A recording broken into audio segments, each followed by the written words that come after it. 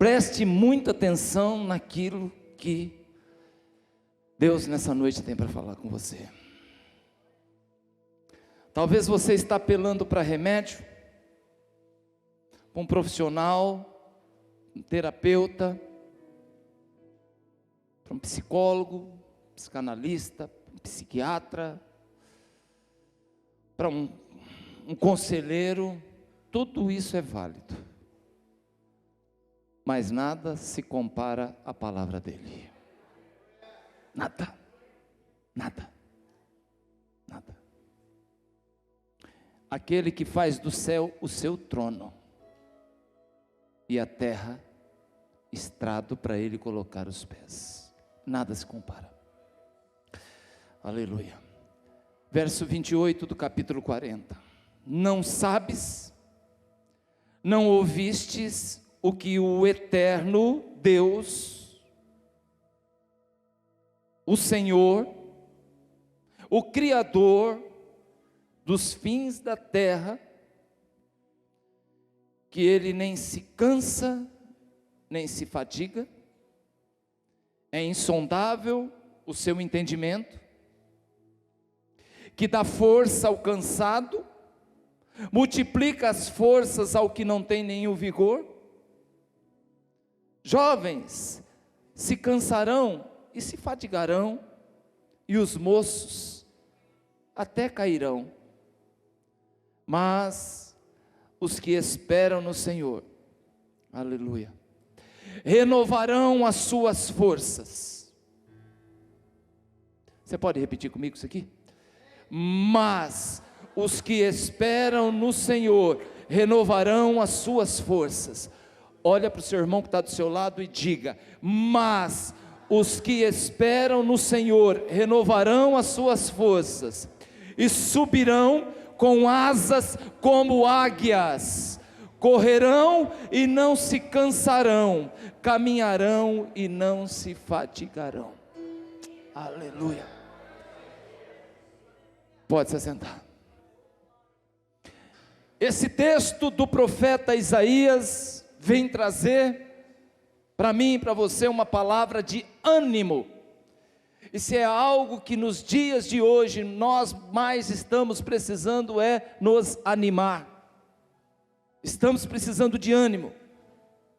E esse ânimo, levando para o tempo em que Isaías escreveu e ministrou como profeta, era um ânimo para um povo cansado, um povo abatido, um povo desmoralizado, mas que pode tranquilamente se encaixar no século 21, a um povo cansado, desanimado, abatido de alma,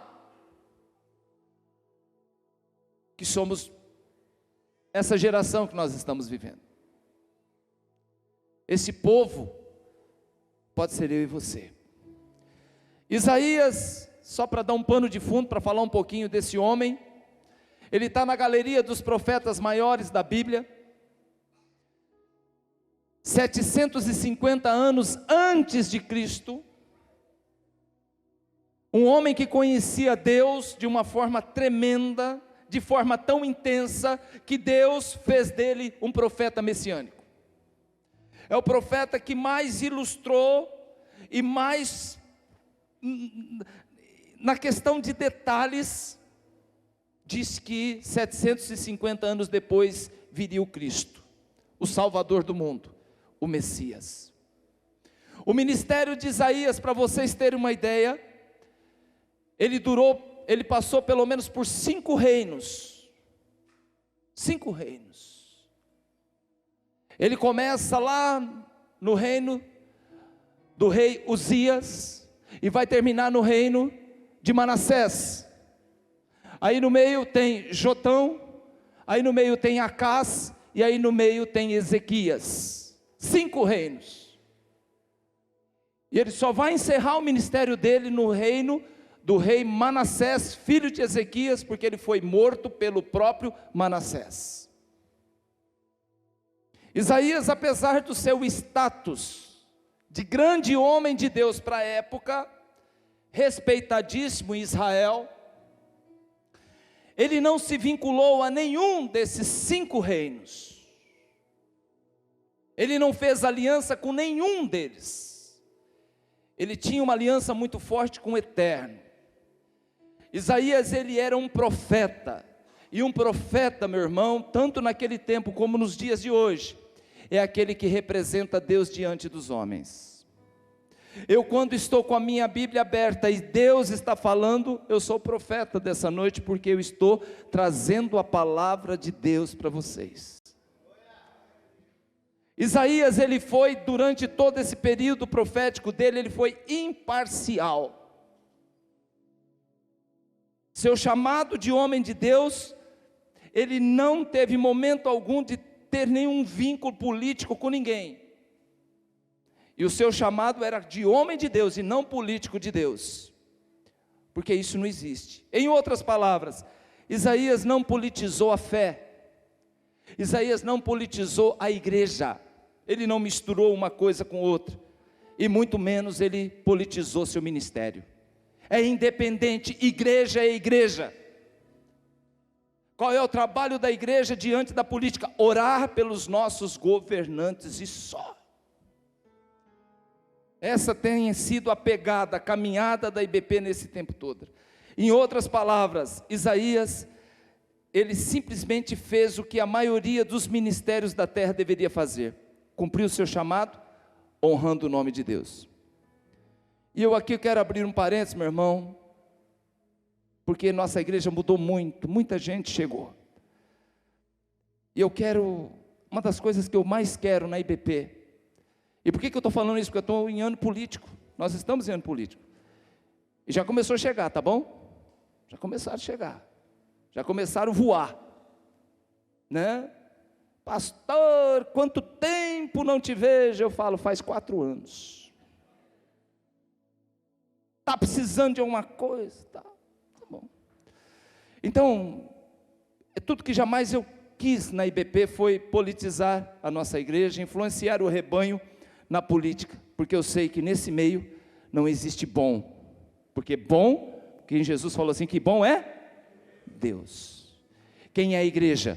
Presta atenção que eu vou te falar, é a noiva, adornada, vestida de branco, que desfila na terra, esperando o seu noivo. Se ela se misturar com política, ela vai estar se sujando e se manchando com um cafetão chamado política. Cai fora, igreja, não se mistura, seja limpa, seja pura, e honre a Deus que é o noivo. Não conhecia o pastor Djalma? Está aí. Vamos já deixando, não é, irmão? Segue. Meu trabalho é influenciar nosso rebanho a buscar Deus, a orar pelos nossos governantes, seja lá ele quem for, direita, esquerda, centrão, para cima, para baixo, sei lá. E a Bíblia diz que toda autoridade na terra foi constituída por Deus, então é problema de Deus, não é meu. Cabe a nós simplesmente orar. Dado o recado, vamos para a palavra.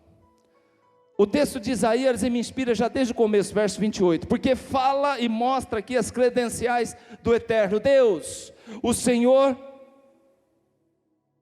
o Criador dos fins da terra, que não se cansa e não se fadiga. Amados, homens têm limite, Deus não tem limite. Deus é forte, Deus é poderoso, Deus é sábio, Deus é amoroso, e Deus não é falso. Deus é real, Deus é verdadeiro, Deus é o dono de tudo.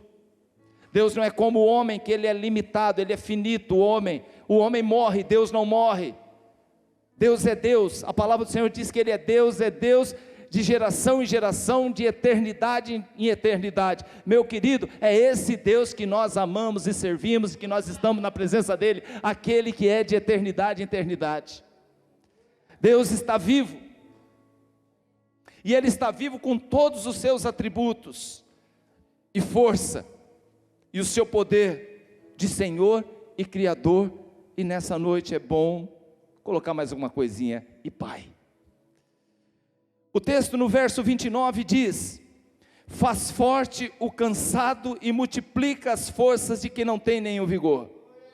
Se no verso 28 fala de alguém que corre, se cansa, né? Não, se no verso 28 fala de alguém que é poderoso, de alguém que é forte, de alguém que, né? Verso 28, ouviste, o Senhor é criador dos fins da terra, insondável é o seu entendimento. Se no verso 28 fala isso, de um Deus que é supremo, o verso 29 já fala de um cansado, já fala daqueles que não têm força, já fala daqueles que não têm vigor, eu e você. Fala de nós, seres limitados, que muitas vezes rastejamos, que muitas vezes temos dificuldade, que muitas vezes falhamos, que muitas vezes caímos. Se o verso 28 fala de um Deus poderoso, um Deus que é sábio, um Deus que é curador, um Deus que nos ama, um Deus que tem todo o poder, verso 29 fala de pessoas que, como eu e você, que não tem força, pessoas falhas. Então, se Deus é forte e nós somos fracos, se Deus produz força e nós precisamos de força, a quem nós devemos buscar, amados? Deus. E eu estava preparando essa mensagem, eu achei bacana, porque eu caí dentro de uma analogia, né, criada ali naquele momento comigo pelo Espírito Santo, que Deus é uma usina de força e energia para a gente. A usina de Itaipu, que ela segura a barra ali pelo menos de 3 países, Paraguai, Brasil e Argentina, é a maior usina da América Latina que existe. A usina de Itaipu, meu irmão, é um farolete, é uma lanterninha perto da força de Deus, perto de Deus.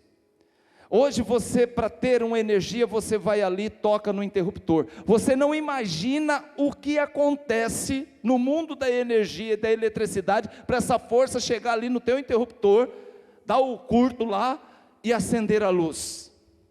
Mas se você quer ter a luz, se você quer ter a energia, você precisa ir lá e apertar o interruptor. É assim que tudo funciona. Hoje tudo funciona à base de energia. Hoje até os veículos já estão sendo produzidos para funcionar à base de energia limpa. A usina produz, mas você tem que dar um jeito, você tem que solicitar, para que eles venham instalar na sua casa um ponto que a energia chegue. Depois você tem que acionar para você obter aquela energia. Tenta buscar aonde o pastor quer chegar nessa noite aí. Assim é Deus. O Senhor, Ele é uma usina de força, de energia, da qual nós não pagamos nada. E nós sabemos que nós precisamos apenas buscá-lo. Nós precisamos apenas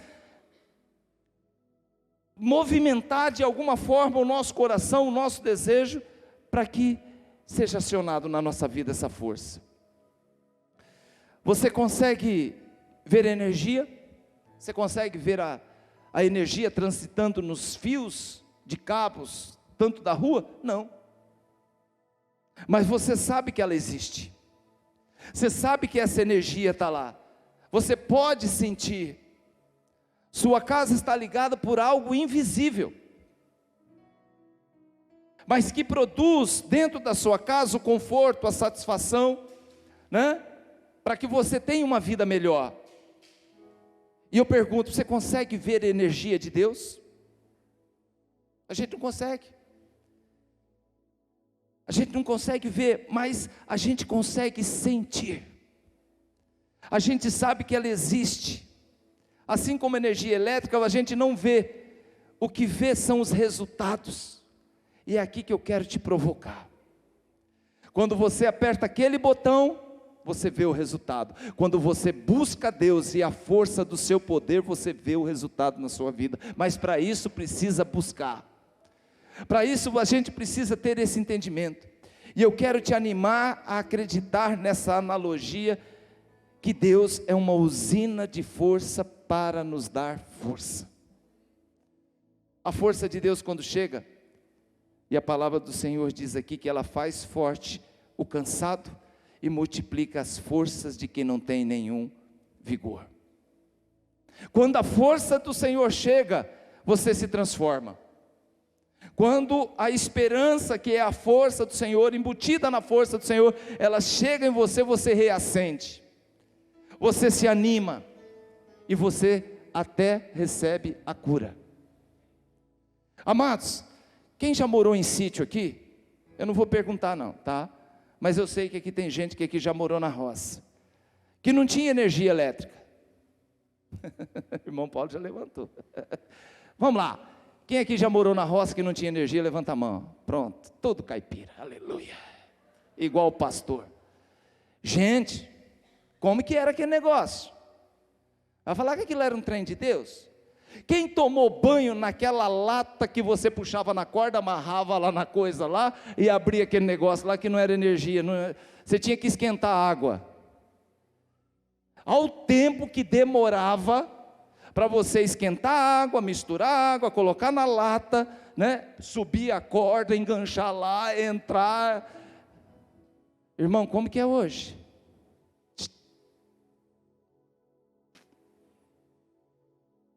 Como que era o ferro de passar roupa? Você pegava no fogão a lenha, as brasas, colocava lá e depois ficava lá, virando brasa, que o negócio ia esquentando. Era ou não era? Como que é hoje? Uma das maiores invenções de eletrodoméstico na minha infância, que eu vi criar, foi o ferro elétrico com fio embutido. Porque quando não era o fio embutido, era um fio solto, muita gente que apanhou de fio de ferro, aleluia. Quando engatou no fio no ferro, acabou nosso problema de apanhar com fio de ferro. Sim ou não? É de Deus ou não é? Já não ser de brasa já é uma bênção. Agora com o fio embutido, cara, eu não apanho mais da minha mãe de fio de ferro. Máquina de lavar. Gente, como que era? Não tinha máquina de lavar, era um batedor, esfregava aquele negócio, sentava a roupa durava 2 meses só, de tanto apanhar. Hoje você coloca tudo lá, a roupa sai pronta, sai limpa, sai seca, e se bobear, sai passada, né? Só falta colocar em você. Geladeira, olha quanta coisa boa trouxe a energia, a força elétrica. Olha como a gente vivia. Vai pegando a mensagem para você, filho. Pega aí, é de Deus. Olha como nós vivíamos, e olha como a gente passou a viver. Você tinha condição de guardar um feijão? Não tinha, estragava. Você tinha que fazer um feijão no almoço, outro na janta. Como a gente guardava carne? A gente fazia porco na lata, carne na lata, você fazia aquele tacho com gordura, tudo, a hora que aquilo esfriava, virava aquela, né? Não era assim, mano? Você faz isso ainda, não? Não, né? Hoje tem geladeira. Guardava na lata, depois ia lá, pegava aquele negócio, jogava dentro da panela, era gostoso, é? Mau trabalho, hoje é só lá na geladeira descongelar. Tudo isso, sem energia, nos daria muito trabalho hoje. Ninguém depois que conheceu a energia e recebeu energia no seu lugar, quis tomar mais banho. Ah, gente, eu sou tão nostálgico, eu ainda quero tomar banho naquele miserável daquele chuveiro de lata. Ninguém. Ah, eu quero passar roupa com ferro à brasa. Ninguém. E aonde eu quero chegar com você, meu amado? É a mesma coisa de levar uma vida sem a força de Deus. Dá muito trabalho. É muito desgastante. É desanimador. Você se torna uma pessoa sem vigor, cansado, desanimado, uma pessoa sem força, uma pessoa sem inspiração. E há momentos na nossa vida que as forças se acabam. A gente às vezes fica esgotado fisicamente, espiritualmente, psicologicamente, emocionalmente, a gente não sabe por que está acabando essas forças. Meu irmão, é porque você ainda está passando roupa com ferro à brasa. É porque você está dificultando uma vida que poderia ser mais leve, mais em paz e mais confortável na presença de Deus. Você pode dizer, pastor, não só fui um homem cansado, uma mulher cansada, como hoje eu estou cansado, eu estou abatido, eu estou sem força. Eu, pastor Djalma, já passei por momentos terríveis, momentos de extrema fadiga, cansaço, a ponto de você não conseguir mais dar um passo. Aí você vai fazendo uma reavaliação, você percebe que é um cansaço que a cama não resolve. É um cansaço que você ir para a piscina de algum lugar, ou então para uma praia, também não resolve. Trata-se do cansaço da alma. E é isso aqui que eu queria trabalhar com você hoje. Alma abatida. Há pessoas que estão com a alma abatida. Pessoas que estão sem um rumo. Pessoas que estão sem uma perspectiva. Pessoas que estão desanimadas. Pessoas que estão cansadas, com a alma perigosamente abatida. E Deus vem nessa noite, querido, de uma forma tremenda, nos animar, dizendo que Ele é a sua usina de força, que vai dar força ao cansado. Então nessa noite, querido, Deus é a nossa fonte de energia, e Ele nos dá a garantia que Ele está conosco.